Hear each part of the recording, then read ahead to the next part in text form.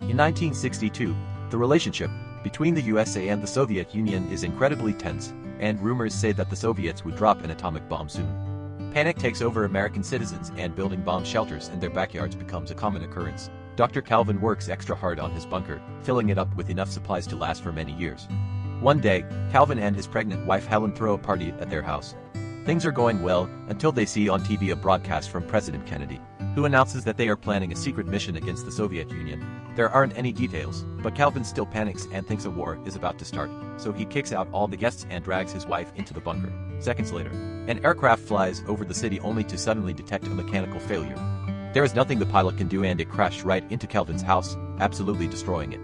In the bunker, Kavin hears the noise and feels all the shaking, so he assumes the war has started and quickly seals the door. He explains to Helen that he can't open it manually. The door will open on its own after 35 years, which is the time for nuclear particles to normalize in the atmosphere. Soon the authorities arrive to check the debris left by the accident, and since they can't find any proof of life, they assume Kavin and Helen have died in the crash. Days start to pass and Kavin feels at home, but Helen hates it down there. One day her water finally breaks, and with the help of her husband, she gives birth to a cute baby boy. Soon days become years, and their son Adam becomes a bright young child. Kavin teaches him everything he knows and hopes that one day Adam will rebuild the country to bring back its old glory. On top of all the basic school subjects, Kavin also teaches Adam how to box, to speak French and Latin, and how to handle the stock market. Helen teaches him to do chores around their home and even how to dance. Kavin also gifts Adam his collection of baseball cards and tries to explain sports to him, but Adam has some trouble imagining so many people. Both parents teach them very good manners but never curse around their son, who is growing up to be very naive and sheltered. The family easily finds a routine to suit their daily life that allows them to go pretend shopping in the mini-mart, fake fishing in a tank, take care of plants, and build an extra room for Adam. They also have a lounge area to read, play games, and simply relax while hanging out. Meanwhile, above them, the land that used to be their house is sold and becomes a variety of business through the years. First it is a diner, then a pizzeria, and later a nightclub. In 1995, Adam turns 33 and gets gifts his parents made themselves.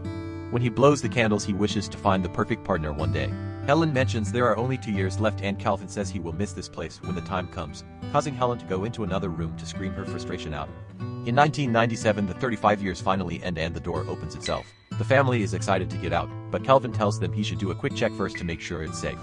After putting on a radiation suit, he takes the elevator out and appears in an abandoned building that has become the home of a bunch of drunk beggars. Melker is so shocked by the vision of a glowing man emerging from the ground that he passes out. Then Kavin leaves the building, only to be shocked by all the changes. There are graffiti everywhere, people handling guns as if they were toys, adult stores full of merchandising that disgusts him, and weird-looking people who he can't understand when they speak. Terrified, Kavin rushes back to the bunker and explains that although the air is breathable, the neighborhood is still a post-apocalyptic wasteland full of crazy mutants.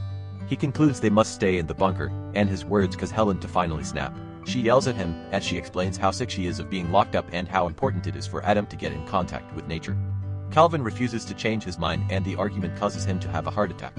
With Kavin sick and supplies almost running out, Helen decides to send Adam outside to get enough food for a couple of years. She gives him some cash and a shopping list, telling him to stay at the Holiday Inn and to keep an eye out for a not mutated girl. Before Adam leaves, Kavin tells him not to enter the adult video store because it has harmful levels of radiation. Once he is done packing, Adam finally goes outside and discovers Melker has started a little temple around the elevator to worship Kavin's family, considering them holy beings. Adam goes outside and is incredibly happy to finally see lots of things for the first time. The amazing sky, buildings, trees, and even other people, who consider him a weirdo. He gets excited over every single little thing and says hello to any person walking by him, accidentally using a slur to refer to a black woman when he greets her because he is extra excited to see another skin color. When he passes by the adult video store, he covers his nose and warns others to do the same. Afterward, he gets on the bus and gets really scared to feel the machine moving. When he tries to talk to other passengers, he uses old words and nobody can understand him, so they also think he is a weirdo. Eventually, Adam makes it to the grocery store and starts picking up all the items from the list. The butcher explains that if he makes a larger order, it can be delivered to his house, which makes Adam realize he has no idea how to get back to the bunker. Panicking, he rushes out of the store and spends the day riding different buses to look for the bunker to no avail. He is also running out of cash, so he enters a hobby shop to sell his father's baseball cards. The shop owner can tell these are antique and valuable cards, but instead of telling Adam, he offers to buy the whole pack for just $500. Before Adam can accept, the shop's assistant Eve interrupts them and tells Adam he is being scammed because each of those cards costs between $4,000 and $6,000. Eve insults her boss and quits on the spot. causing Adam to become very impressed by her and start developing a crush. Once they leave the store, Adam asks Eve to take him to the Holiday Inn. At first Eve refuses and tries to run away from him, but she quickly changes her mind when Adam promises to pay her with 2 baseball cards. During the ride, Adam chooses all the old songs on the radio, which he finds pretty weird. As soon as Eve drops Adam at the hotel, she leaves without a word. Adam goes to his room and when he looks through the window, he is shocked by the view he has from the 18th floor. Then he enjoys watching television in color. He also makes sure to wake up extra early to watch the sunrise. The next morning, Eve visits Adam at the hotel to give him back the cards because she feels guilty over getting paid so much for such a simple task. Then she tries to leave, but Adam stops her with an offer. He will pay her to become his assistant and she can help him gather all the things for the bunker. Eve agrees and they go shopping together for enough supplies to last 2 more years, hiring several trucks in the process. Adam also shocks her by revealing he wants to find a wife. After they're done shopping, Eve takes Adam to her house and he meets her roommate Troy, who starts asking Adam tons of questions when he notices how surprised he is by all the technology. Adam lies, saying he is from Alaska and that he is here for a business trip. Meanwhile, Helen is too curious and gets on the elevator, but as soon as she comes out, she sees Melker and his friends being creepy and immediately goes back. The next day Troy decides Adam needs a fashion makeover, so he gives him a whole new wardrobe that makes him look even more handsome.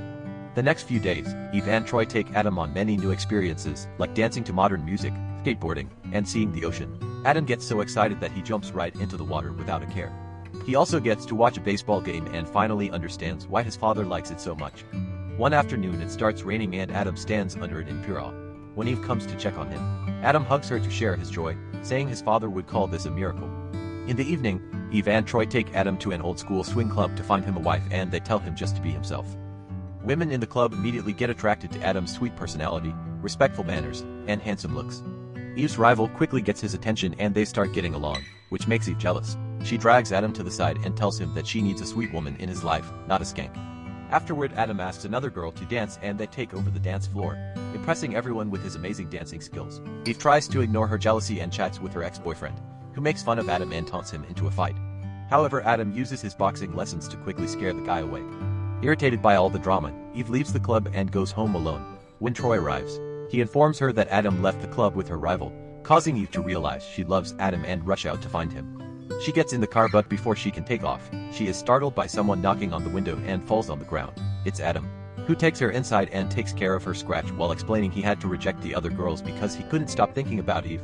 Adam confesses his feelings for Eve and they finally kiss. Now that they are together, Adam decides to finally tell Eve the truth about his family and his home, adding the fact he wants to marry Eve so she can live with him in the bunker. However, Eve thinks he is actually a crazy man who has been good at hiding it and immediately kicks him out. The next day, Troy takes Adam around town while teaching him how to drive. Suddenly Adam sees the adult video store from before and follows the road to finally find the building above his bunker, where Melker has started a whole religion around the elevator. Excited, he rushes back to Eve to give her the news, only to find 2 psychiatrists waiting for him. At first Adam pretends to cooperate but as soon as he sees an opening, he runs away. While a doctor chases after him, the other tries to call the police, but Eve stops her and realizes that what she did was wrong. At that moment Adam runs near her and gives her his hotel key so she can pay the bill with the cards, then he escapes in the truck he's rented, accidentally hitting the doctor's car in the process. Later Eve and Troy make it to Adam's hotel room and find a bunch of items that were made in the 60s, not to mention Calvin's stock certificates that are now worth millions of dollars. These things make them realize Adam told them the truth. Meanwhile, Adam finally returns to the bunker and hugs his parents after 2 weeks of not seeing them. He tells them the outside world is lovely and brings in the supplies, which are being loaded by Melker and his friends. Back to Eve. She is desperate to find Adam so Troy takes her to the adult video store and they start stomping on the floor, thinking they may find the bunker there. Obviously they find nothing and decide to leave, but on their way out, they see Adam about to enter the neighboring building. Eve immediately rushes to him to kiss him and hug him, and Adam invites her to meet his parents. Kavin and Helen like Eve very much and they have dinner together. Kavin also gives Adam a talk about the birds and the bees. However, before making any plans for a new life, Adam asks his parents to wait 2 months.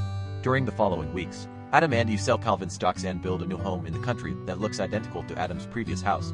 Melker also helps after cleaning up and finally abandoning drinking. Once everything is ready, Adam brings his parents to the house, revealing this way they can get used to the new world little by little. Later, while Helen and Eve prepare dinner, Adam finally tells Kavin that there was never an atomic war, that the bomb had actually been a plane that crashed into their house, and that the Soviet Union collapsed. Kavin refuses to believe it and starts making plans to build a new bunker just in case.